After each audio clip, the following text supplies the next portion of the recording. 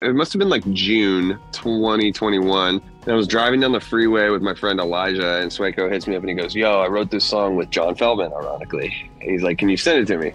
Or can I send it to you?" And I said, "Yeah." He sends it to me. And it's just a demo. And that was the song Paralyzed. And I heard that. I was like, "Oh, fuck, this is crazy." Like, holy shit. I was like, it's not there yet, bro. I was like, it's not there. But I was like, I feel something with this one.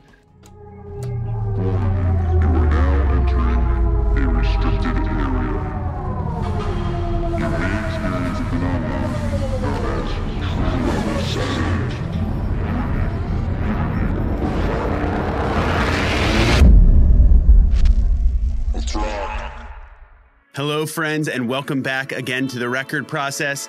This week, we hit the heart of the back end of this track list for Season 4 with an incredibly valuable episode featuring producer, engineer, and songwriter extraordinaire, Mr. Colin Brittain.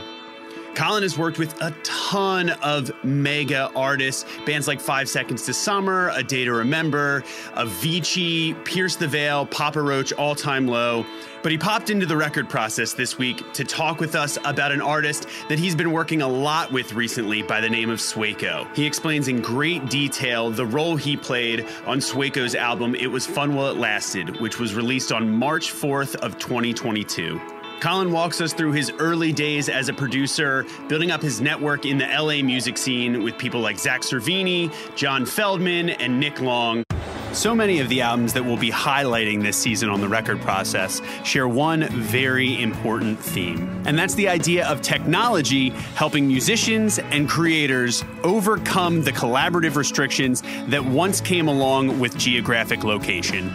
Thanks to companies like Audio Movers, real-time remote audio production and the tools that make it possible are more powerful than ever. Their groundbreaking Listen To plugin allows you to stream, record, and collaborate on high-quality audio in real time and is used on a daily basis by world-class audio engineers and professionals at places like Capitol and Abbey Road Studios. Their new Pro plan allows you to stream up to 150 users simultaneously, includes custom branding, and even allows you to stream MIDI data in real time. So head on over to audiomovers.com and enter the code RECORDPRO to get 1 month free off your Pro membership today. So as you already know, we do a lot of talking about the creation of original music here on The Record Process. I mean, that's kind of our thing. But it can also be fun to put your own spin on an old classic and tell the world something else about yourself through something like a cover song. Cover songs can be a really interesting way to connect with your existing fan base, or even a way to put yourself in front of new audiences through shared musical tastes. And our friends at DistroKid have made it super simple to upload a cover of your favorite song while allowing them to handle all of the back-end licensing work that can really be a headache for independent artists. DistroKid will notify the composer and publisher of its release, they will pay the necessary licensing fee, and they will take care of all the other legal red tape involved with releasing a cover song on a streaming platform, allowing you to fully focus on enjoying the process of putting your unique artistic spin on that recording. If you're already a DistroKid member, you can access this as you're uploading your track for $12 a year per song. Or if you're not yet a member and you'd like to sign up for DistroKid, you can use the link in our show notes to get 30% off of your first year's membership. Love to see it, dude. Wet the whistle, little topo, and we're off. Colin Brittain, welcome to The Record Process. What a treat. Thanks for coming, dude. Thanks for having me. Tom and I have been very excited about this. Obviously, you are doing very big things. You've got a lot of really cool projects that you've been a part of throughout your career. And for anybody that doesn't know, obviously, we'll link to it in the show notes. They can see everything that you've had your hand in, a lot of really, really incredible stuff. But interestingly enough, what kind of brought us back to this, and serendipitously so, was a realization that I had about yourself and knowing you in what seems like a world ago, you know, but there's actually a little bit of a crossover. And you've had a wild ride since then. But basically, you know my dad, and I didn't know that. I do know your dad. From back in the day when you were just starting out, and I remembered the name. It was a bit of a different one, and a lot of things have changed since then. But yeah, I mean, this was your first band, and my dad actually kind of was working with y'all a little bit back in the day when you were tracking with some mutual friends and all that. Yep. Tell me where it's got. Update me, because we haven't. It's been 20 years. Yeah. Well, I'll give everybody the story then, I guess. Like, so for everybody who doesn't know, Casey's dad, Ken, is a music manager, like a artist manager. And my first band, when I was in high school, we had gotten like some interest from Atlantic Records, and we got like really super serious about it. And those were in the days of like MySpace and early Facebook, and I was kind of like the back wheel of our band. I was really doing all like the outreach kind of stuff. And basically, like, I think I just Googled like, music managers or something. I don't know. I was like 17 or something, or 16, or I think I was still in high school. And I reached out to your dad, and he was really cool and helpful. And we were talking for a couple of months, and then he's like, you guys are really good. I'd like to manage you.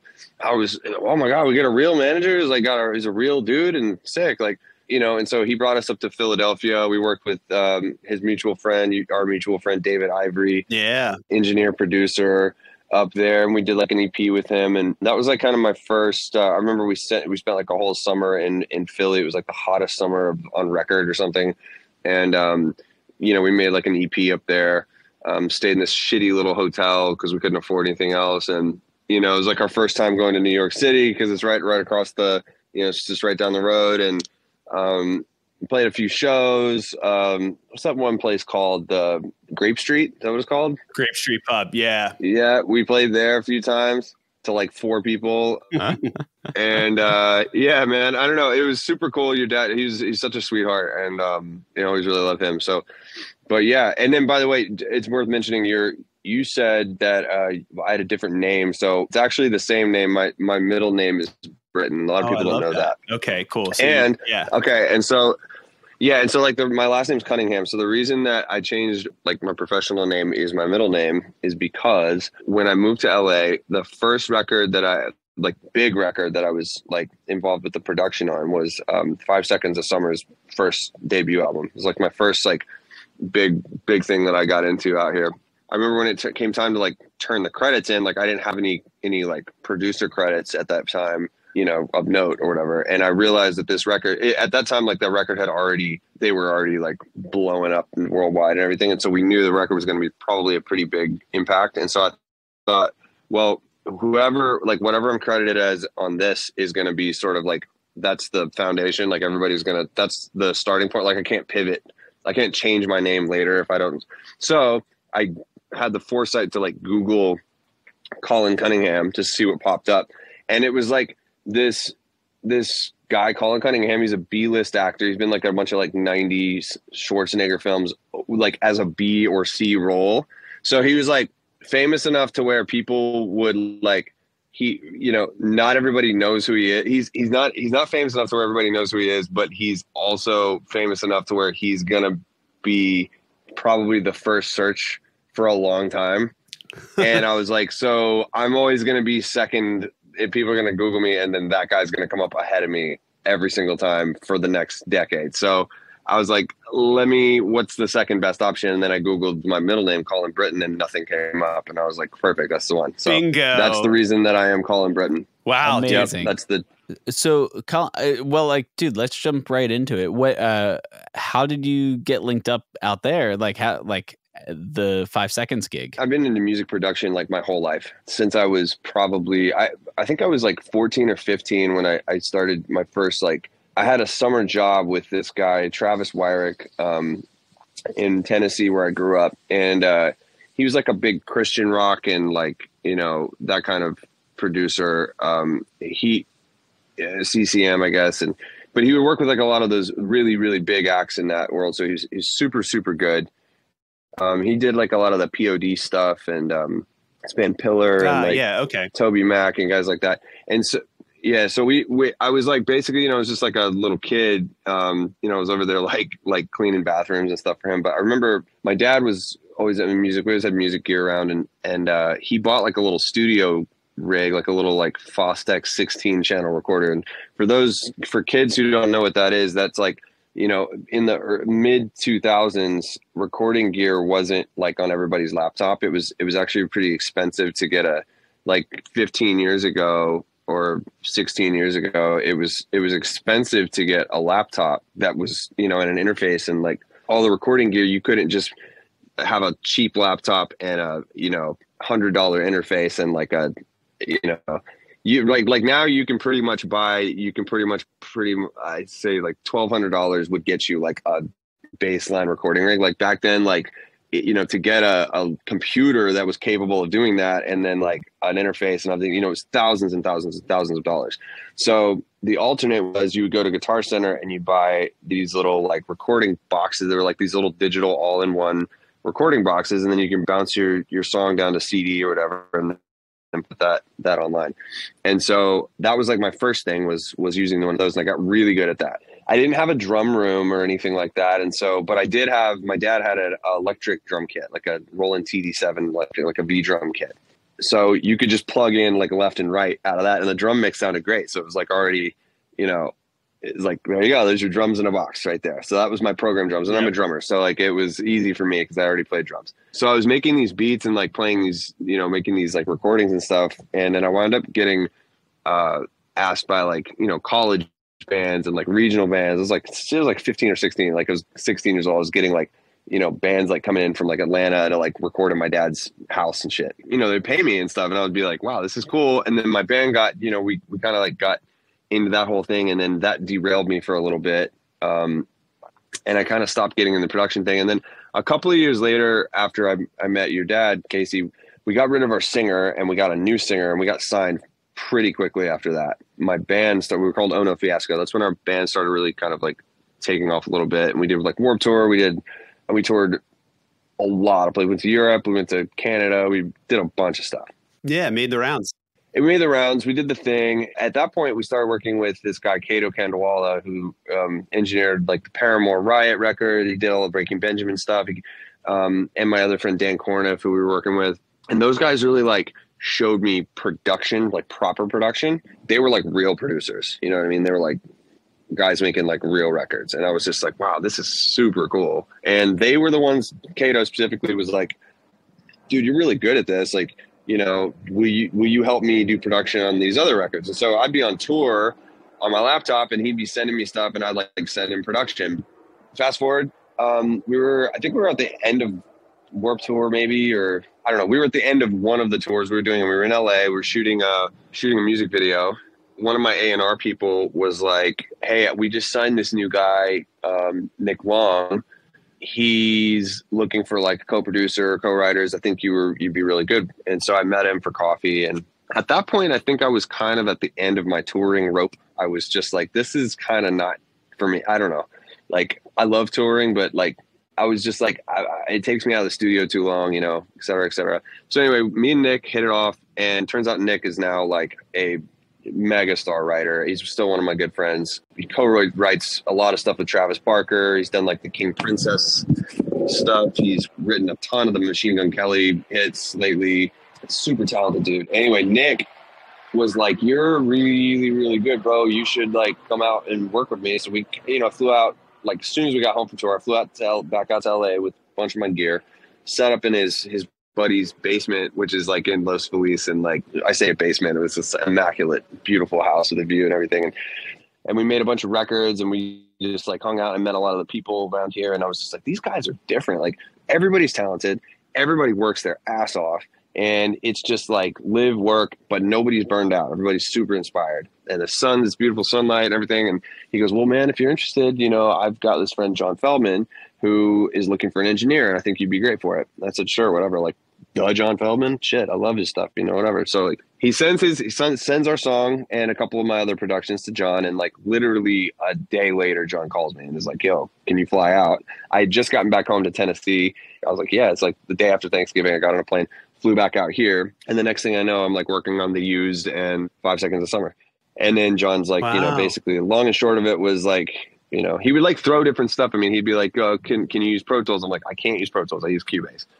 But he's like, oh, that's a bummer. I'm like, dude, don't worry. I can figure it out. So it's like in there with like my phone, like Pro Tools tutorials, figuring it out. Can you play drums on this? Yes. Can you play mandolin on this? I'm like, yes. Can you write a piano part for this? I'm like, yeah. I think he asked me to play a banjo part. I'm like, I don't know. Like can you edit vocals? Can you do it? Like he was literally finding every left and right thing he could throw at me to see if I was able to do it. I was sleeping on the couch. I stayed up all night. I got probably like 5 hours of sleep that week, you know? And it was a transformative time because it was just like, you know, just such a like sort of purist awakening of what my potential was. And then he hired me, and then and the next thing you know, I'm living in Los Angeles and working for John. And at that time, I met Zach Cervini, who I was also working there. So it was me and Zach were kind of like his crew for a while, and that's how I became really good friends with Zach Cervini, and you know, like kind of that was it. From there on, I've met pretty much attribute my entire career to that, you know, week or whatever.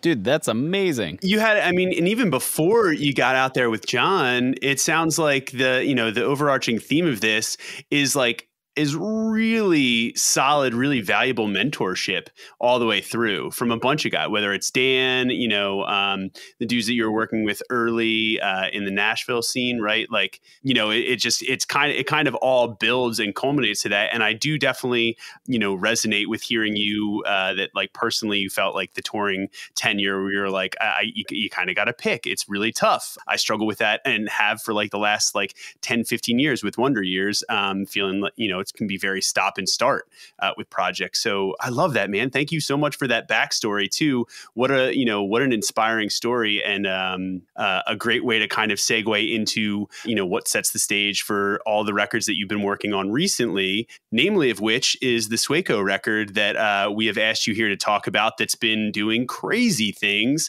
So talk to us about how that relationship started out and how that connection was first made. So Sway is like one of those guys who he was like, I guess I'm trying to think. This was probably about this must have been 2020 when I met him. So yeah, so like a little over 2 years ago. And I kept hearing his song Fast. I don't know if you guys remember that song, but it's like a hip hop song. And I kept hearing that song, and I was just like, I kind of was at a time where I was sort of like actually trying to change up my process and not do quite so many rock bands. I kept hearing that, and I like have a mutual friend who was on his A&R team at Atlantic, and they're like, well, we get you a session, etc. He really loves A Day to Remember. So I got done with Day to Remember, and Sueco comes in, and we wound up doing a song and writing this song. It was kind of a mess. But then I was like, he was really enjoying the fact that like I mixed through my API console. I was using like some of like the analog distortion and stuff. He's like, dude, your process is so different than what I'm used to, you know, because he's used to making like hip hop beats in Ableton. And we just became friends. I don't know, like it was kind of like the first thing is we just became friends. I was just like, this kid is really something special about him. He was wild, like just out of control, wild. We had some good conversation, and it was like a 14-hour session. It was so long. We wound up making a couple of songs, and neither one of them were that good. But then he called me one day and he was like, hey, will you like mix some of this other stuff that I did? And I was like, yeah, sure. So him and some of his co-producers came over, and then I just kind of wound up like having him over. This was like at the end of it was still in the pandemic. So like stuff was kind of slow as far as like sessions. And then he was like, fuck it, I don't care. I'm just going to do sessions. And so he was one of the people that really was like moving at that time.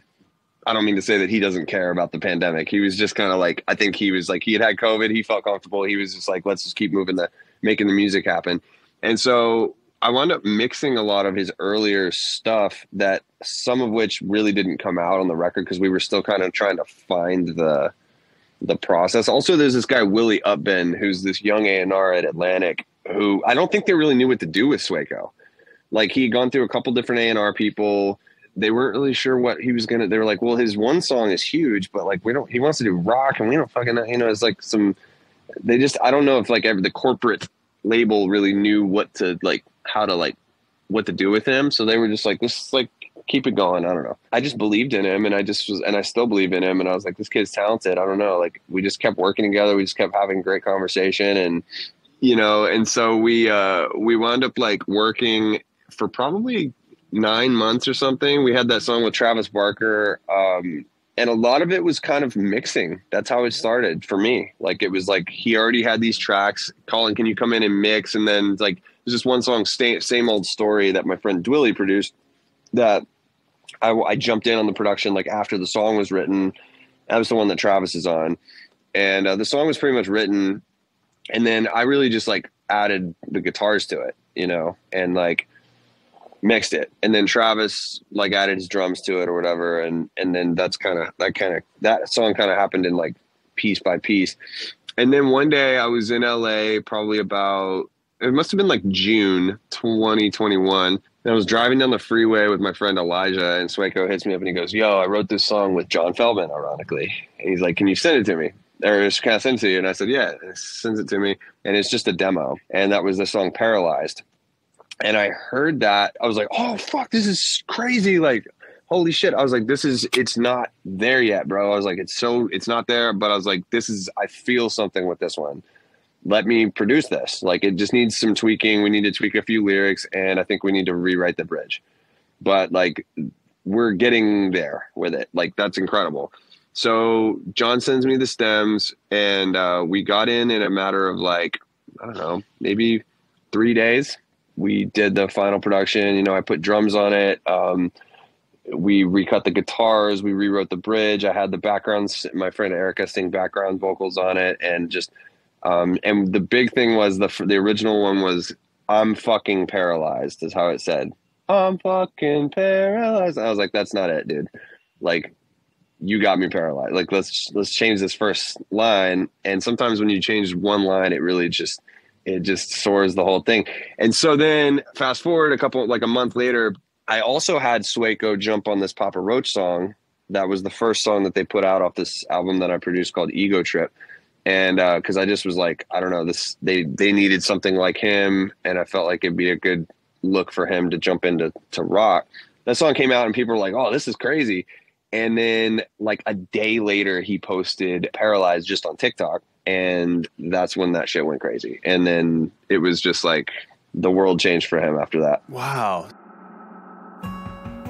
If you're an audio engineer or musician that's dedicated to creating and releasing new music consistently, then you already know that process can be long, complex, and often expensive, especially while you're trying desperately not to sacrifice the type of quality that is crucial for your mixes to stand up to those big budget productions. Producer and friend of the record process, Jay Moss, has reimagined these roadblocks to quality that plague us all. With the help of world-renowned sound engineers, Jay developed an AI-based platform called Master, which offers you the ability to quickly upload your song and receive a high-quality mastered edition in minutes, all at a price point that won't break the bank with each new mix revision. The platform also allows you to easily collect feedback from clients and collaborators, and it even caters to the perfectionist in us all by allowing you to quickly compare and contrast different iterations of each track as you make those final subtle tweaks. So for a limited time this season, you as a record process listener can not only try Master for free, but you can also receive a 20% discount on your first membership by using the code PROCESS on their website at checkout. So hit the link in our show notes or visit maastr.io for more info. So a lot of people think that Oxford Pennant makes, well, pennants. You know, the triangular wool flag type things that usually have like a sports team's logo or the name of a place printed on them. Well, to be honest, that is what I thought too before my band, The Wonder Years, had the chance to work with them. Through that process, we realized just how much care they put into their beautifully crafted, iconic keepsakes that remind us who we are and why we do what we do. They've teamed up with some massive artists in the process, bands like My Chemical Romance, Wilco, and 21 Pilots, just to name a few, And they even offer custom shop orders for artists, companies, and unique events or special occasions. So please do yourself a favor and head over to oxfordpennant.com and use the code RECORD15 to receive 15% off your first retail purchase from their web store. So he was coming to you and this is interesting too, because you said like the entry point to a lot of this was kind of you mixing up front with some of it, because he had been making beats and existing in that world like kind of, playing that like production role. So what did that look like then too? Because it's interesting. You were kind of almost going one way and he was, going the other, like trying to get, like potentially getting into the rock world, and you were like looking to diversify and maybe work with some other people outside of it. So I love how that kind of like serendipitously happened and made this whole thing go, right? Absolutely. I mean, that's how a lot of the best stuff happens, honestly. You just have to use your gut. I think it's like using your gut and just like not and it's worth saying, I guess, that like sometimes your gut is going to tell you something that's like you feel like it's a no because it doesn't make sense, and you feel like your gut is going, nah, man, I don't know. Like, but a lot of times I think that's your head telling your gut something. You have to sort of look at the context about people like put too much. They're like, well, what does your gut say? And I'm like, it's a little too simple. I think it's like, you have to look at the context of what everything is. Like nothing is ever really planned out. I think it's just like, there's a lot of it that has to do with just doing, you know what I'm saying? Just do it. Oh, yeah. I have a friend of mine who is a songwriter, Kevin Bard. He's a very successful country songwriter. And he told me one day, he was like, always do the session. Just do the session. Like if you have a session, just fucking do it. If it's on the books and you've already agreed to it, don't cancel sessions. And it's not because it's like, don't cancel sessions because you don't want to seem flaky. That's not his point. His point is, like you never know when that thing is going to happen. And it's just like, just do the work and do your best. And that's it. Yeah. And if you just do it enough times, we all like slip and like have days where we just are like kind of half-assing it or whatever. And just, that's part of life. It's not really like, you can't judge yourself too hard about that, but you do have to like keep being persistent. Yeah. I mean, that's rock solid advice in that sense of like, it's going to be tough to get anywhere if it's just a whole bunch of no's, you're going to cut down that momentum and you're never going to see what happens. And this is a perfect example where you said, yeah, I'll do the session, I'll see what happens. And I'm sure there have been plenty others, but it's just the right place, right time kind of stuff. But only if you're like willing to kind of extend, go outside your comfort zone, or just say, fuck it, let's see what happens, And I love that. And that's kind of, I mean, with Sueco's kind of like trajectory and, with a bunch of like the viral videos that kind of like started like taking off with everything, that was kind of, almost his approach of just, seeing what happens and just making some shit. Right. Well, he's a unique character. Cause like in the era of short format videos, I wouldn't even say just TikTok, but just short format videos, but TikTok specifically, because 85% or 80% or something of music discovery happens on TikTok now, which is, whatever, it is what it is now. And it's like, that is the medium. And so there's a lot of like, I think that's an awesome thing. And also kind of a weird thing for some people who are used to a different format or a different way of doing things.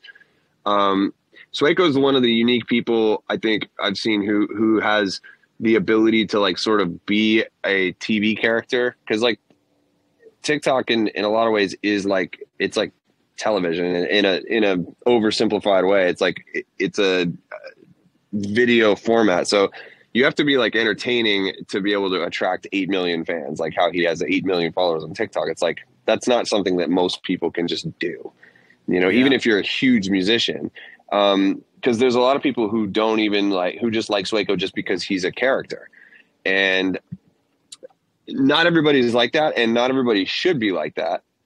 But he's got the unique ability to sort of like turn off. Like we had this one song called Ride It Hard, and it's a country song that we did with our friend Warren Ziders. And it started out as kind of like a joke song, but then, the dude came out to Nashville where I currently live. And, you know, it was like they came out for 3 days. I think this was after the song was done. And I think we worked on the song for like 1 day. And then the other 2 days they were just running around the studio making TikTok videos as if it was a video shoot. Like they were, Sueco's manager, Lucas, is one of the craziest, like most intelligent and forward thinking managers I've ever met. Like he's literally like a video producer in and of itself. Like half of Sueco's time is spent thinking about how to make videos and not just videos, but like also how to like make meaningful content. And then the other half is making like very impactful, insightful music. And he doesn't really cross the two around. That's one thing I really like about him is that he doesn't cross the two. When he's in the studio, he's fully in the studio. He's fully present. And I think that's something that people need to like really pay attention to now where information is right in our face all the time. There's no clarity. And he has a good way of being like, okay, I'm not on TikTok today. Like when he's in the studio, he's not really on his phone. He doesn't, and you know, and some artists will be like, oh, well, I'm like in here making a TikTok, like, oh, this would be a funny TikTok. And their brain doesn't really shut off, but then it doesn't really allow you the space to like fully tap into the, you know, the ethos to really get the best material. So he's very like, okay, this week I'm working on music, next week I'm doing TikToks. Dude, that's it. That is wow. Honestly, I guarantee either the title of this episode or somewhere in the show notes that is going to be highlighted, Colin, because that is so important, especially for the next generation of music makers and everybody that's watching. And this is kind of the reason why Tom and I love doing this show, because of things like that I think are really important to keep top of mind about how to be present, because otherwise you might, you know, open your phone and think that artists like Sueco and, you know, other like viral influencers are just constantly overlapping content and are like multitasking, you know, until they drop dead. It's not true. And I think there's a way to, like you mentioned, I think that's really smart to know, hey, to make something good, you really have to just submit to that and be in that flow state and understand that about yourself creatively. So dude, that's awesome. I'm glad that you kind of unpacked that and painted that picture. I think that's really interesting. On that note, my friend Mike Shinoda from Linkin Park is really, I've been working with him a lot lately, and he's a phenomenal producer and just a really insightful talent. I was working with him this week, and the way that he like sort of creates and edits himself and allows himself the space, and because he's worked with like, you know, he's done like 3 albums with like Rick Rubin and, you know, some really like literally Jay-Z, like literally some of the best of all time. And, you know, picking up stuff from him is always such a blessing for me, because I'm just like, I get to look into not just like somebody who's talented and successful, but like the people he's worked with, he really absorbs it and manifests it in a way and allows himself and the people around him to like create, and doesn't put like the pressure on himself. And some people would be like, oh, well, he's, you know, he's successful, so therefore he can do this. And it's like, no, it's a chicken or the egg, right? You know, like which one comes first? And I feel like going back to what you were talking about like mentorship, I would say mentorship is almost like an oversimplification. It's just like being around people who inspire you is really what it is, you know, and being open to their ideas. And one thing I learned from him was this space that you allow yourself to create is almost as important as like the actual ideas that you're creating, because you can come up with a million ideas. Like if you're talented and you have the gift, then you're an endless well. Another friend of mine, my friend Kevin Bard, I was telling you about, the country writer, also said this, and he was like, you know, I'm an endless well. He's like, I have always got hooks, I've always got songs. And Mike the other day, you know, Mike's been making records since he was, you know, a teenager. He's been making records for several decades now. And he's literally was like, dude, I'm a better songwriter now than I've ever been. And I'm just like, that's hard. This is the guy who wrote In the End. You know, it's like, right. You know, are you serious? That's how you think? And yeah, because so many people are just like, oh, well, you know, we put like as a society, put all this pressure on ourselves to get it done while we're young. And like, you know, but like, what about the insightfulness that comes from wisdom with doing this for a long time?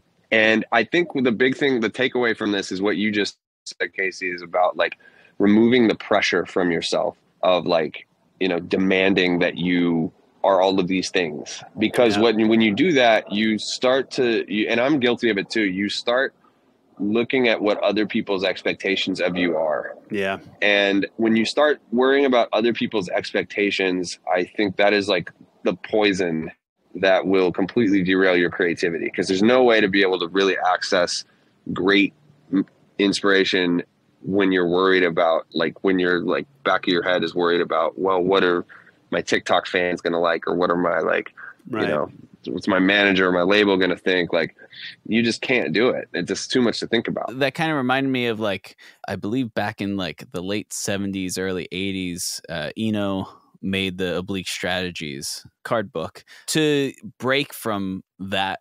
Like, you're finding yourself not in this flow state here or there, and you just need to break that and to get back into it, to like be that true endless well. So I love that you bring that up, man. Yeah, dude, that's great. And also, yeah, we'll make sure to link to that for anybody that's not familiar with what we're talking about, because it's a very cool resource. There's also, I think, a website that you can link to that'll just generate all of those prompts, which is cool. But yeah, I mean, that's really it. And it's almost like, people talk about creativity as a muscle. So Colin, for you as a songwriter and, producer, executive producer, whatever the role might be, I think you're talking about making sure and finding ways to leave that space to really zero in and give your full self to it. I think it comes down to, in a way, that it is a muscle, and, learning how to call upon that space, in yourself, but also making sure to schedule and provide that space for yourself is really the name of the game, right? That's how you get the best shit. And that's how you keep getting, quality stuff over and over, because you only get better at finding and creating that space for yourself, right? That's sage advice from Mike and some heavy hitters, dude. But I have a feeling that's why you're out there making shit that is really stretching, in terms of the reach it has globally, man. That's awesome. Thank you for sharing that, especially. It's very impactful, very insightful.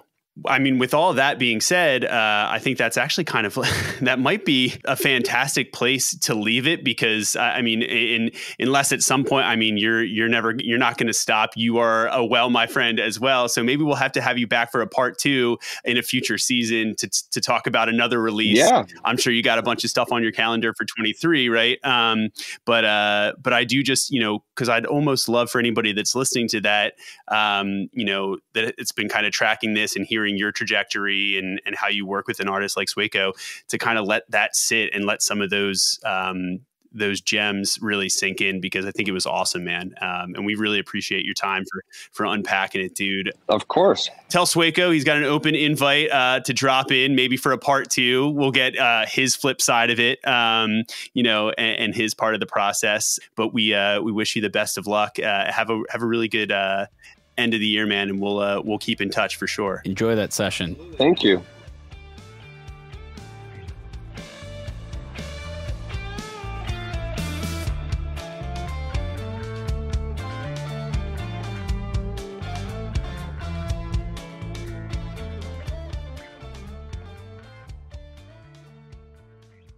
Now, I've been so excited to share this interview with everybody, because Colin's story hones in on what eventually became the central thesis for this season, for this group of 12 episodes. And that is the idea of saying yes.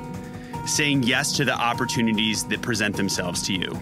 The only way to move forward as a creative is by taking action and saying yes.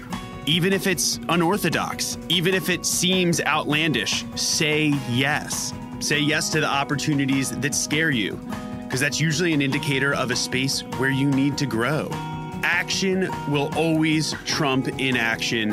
As a musician, as a producer, as any kind of creative, it's a serious battlefield out there for attention, for visibility, and to try and make an impact with your art. So a step, even if it's a misstep, will always lead you down a more productive path than taking no step at all.